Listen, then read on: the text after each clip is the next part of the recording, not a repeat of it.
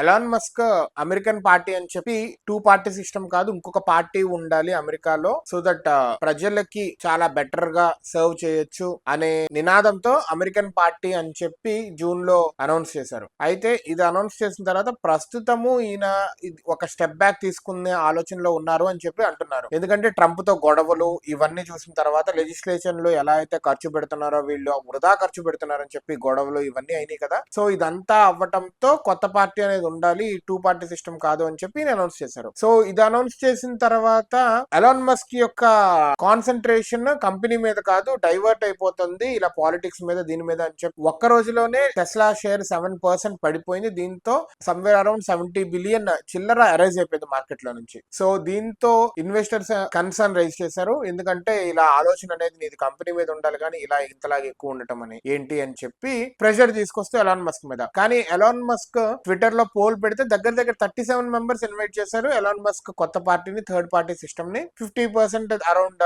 Elon Musk favour చూపించలేదు. But 37% is decent amount, right?